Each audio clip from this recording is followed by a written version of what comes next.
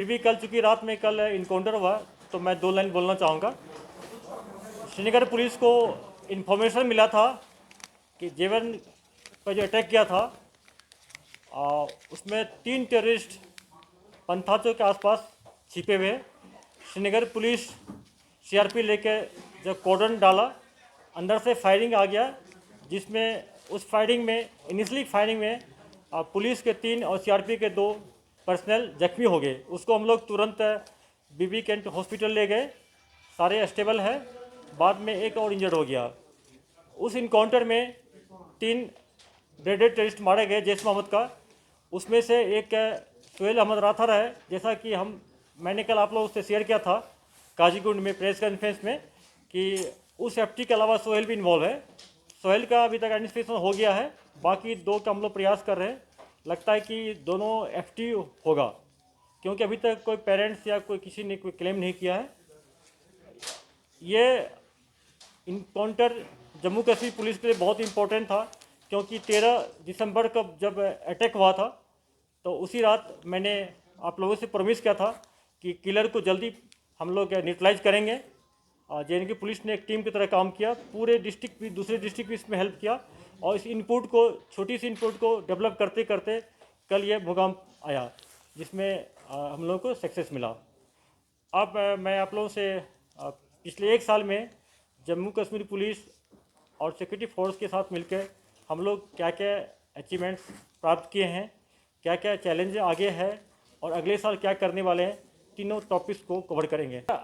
करगिल वार हुआ था, उसके 1 साल के बाद देखते हैं कि फिटाइन शुरू हो गया था। आपको 2001, 2, 3, 4 तक बहुत फिटाइन होता था।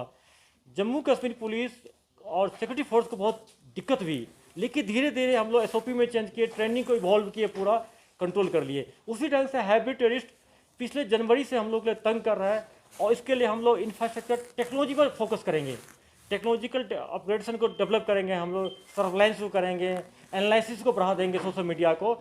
और इसमें ऐसा नहीं कि जो एक कैटेगरी का है, जो लेस थ्रेटेड बच्चे हैं, वो वहाँ उनके पेरेंट्स के पास जाते हैं, अभी भी जा रहे हैं हम लोग, और जाएंगे, उसको मोटिवेट करके उसको हम लोग वापस लाएंगे पूरा। लेकिन जो पेरेंट्स के कंट्रोल बियॉन्ड है और मिलिटेंट के इसलिए बहुत काम करता है, वो या तो पकड़ा जाएगा या तो इनकाउंटर मारा जाएगा। आप देखते होंगे हर एक इनकाउंटर में जहाँ पता चलता है कि ये फल्ला मिलिटेंट है, इसका बाप का नाम है, उसके पेरेंट्स को बुलाते हैं, कभी माँ को बुलाते हैं। 1-2 बार तो एसओपी से बाहर जाके उसके वाइफ को और छोटा बच्चा को बुलाए, वापस आए। ये इंटेंशन था कि वापस आ जाए। अगर इनकाउंटर में मुझे पता चलता है कि कोई ऐसे लेस थ्रेटेंड जो सिविलियन किलिंग, पुलिस किलिंग में इन्वॉल्व नहीं है, वो फंस गया है, तो पूरा प्रयास करेंगे हम। कभी कि आप देखते होंगे हम लोग 4 घंटा श्रीनगर सिटी में ऑपरेशन को रोक दिए थे, पूरा बुलाए, लास्ट में रिलीज लीडर को बुलाए। तो पूरे जे.एन.के पुलिस को मिलिटेंसी फाइट करने के लिए जरूरत सिर्फ मिलिटेंट को मार के नहीं है, मिलिटेंट को न्यूट्रलाइज का मतलब होता है इसको सरेंडर करवा के, अरेस्ट करा के, घर में वापस लाने के, हर एक तरह का मॉडल ऑपरेंडी अपनाएंगे हम लोग। देखिए, मैं आपको कहना चाहूँगा, मुझे कहने बहुत गर्व महसूस हो रहा है कि जब मैंने लास्ट ज्वाइन किया था, मैं पहला आईजी कश्मीर हो जो शुरू किए थे एक चीज़ कि taking surrender during live encounter. 30 years की हिस्ट्री में कभी नहीं हुआ था। लास्ट टाइम मुझे बहुत काफी में लगी, 13 एक्टिव मिलिटेंट कैटेगराइज मिलिटेंट को सरेंडर लिए लाइव इनकाउंटर में। काकपुरा में 2 मिलिटेंट मर गया, फिर तीसरा लड़का खिड़की से हाथ खड़ा कर दिया, उसको वापस लाए, सबके सामने लाए। इस साल अनफॉर्चुनेटली सिर्फ 4 सक्सेस मिला इस साल।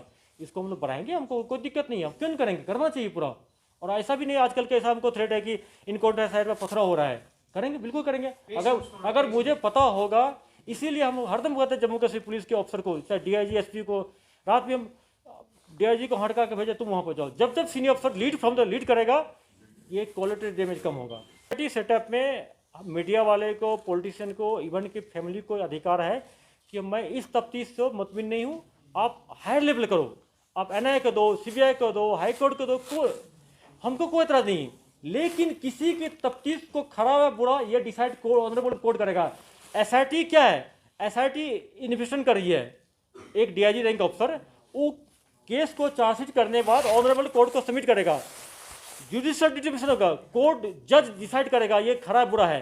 ये कोई पॉलिटिशियन नहीं करेगा, फैमिली मेंबर नहीं करेगा, मीडिया वाला नहीं कर सकता है कि कॉन्ट्रैक्टेड है, उसको कोई राइट नहीं है। अगर वो ऐसा करता है तो वो अपने प्रोफेशन जानता है। और ऐसे लोग बोले जो हायर पोस्ट पर हैं और सीएम रहे, और उसके अंदर होम डिपार्टमेंट होता है, उसको पता पूरा पुलिसिंग क्या होता है, इन्वेस्टिगेशन कैसा हो क्या होता है। ये कोर्ट डिसाइड करेगा। ऐसा नहीं कि हम क्लीन चिट दे दिए, ये मेरा एक एक पेज, एक एक एविडेंस कोर्ट डिसाइड, जज डिसाइड करेगा।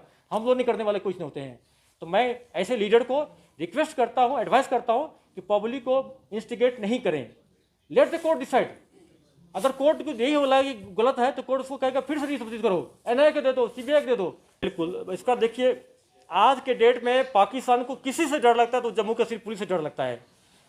आप देखें कि जितना भी इनकाउंटर, जब मिलिटेंसी तब खत्म होगा जब स्टेट पुलिस उसमें आगे आती है। पंजाब की मिलिटेंसी तब खत्म हो गया जब वहाँ की पुलिस, जम्मू कश्मीर पुलिस को आगे सेंट्रल रोल में है और आगे मेहनत करना पड़ेगा और काम करना पड़ेगा। इस ये जो पीस का, डेवलपमेंट का जो सबसे बड़ा ऑब्स्ट्रक्शन मिलिटेंसी है और टेररिज्म है, आतंकवाद, इसको जम्मू कश्मीर पुलिस खत्म कर सकता है। ठीक है, हमको इसमें आर्मी सिक्योरिटी फोर्स असिस्ट करेगी, लेकिन आज नहीं कल जम्मू कश्मीर पुलिस को सेंट्रल रोल आना पड़ेगा।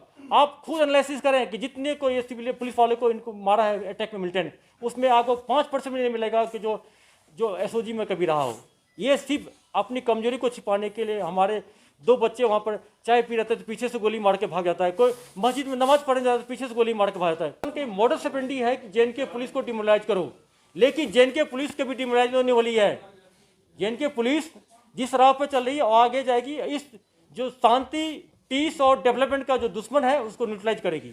जितना भी नार्कोटिज्म केस है, खास कर जो एनआईए को दिए थे last year Handwara case, 2 case, उसमें पाकिस्तान का लिंक है, क्योंकि जो इंस्ट्रक्शन दे रहा है, जो भेज रहा है, उसमें से कुछ लोग अभी पार बैठा हुआ है।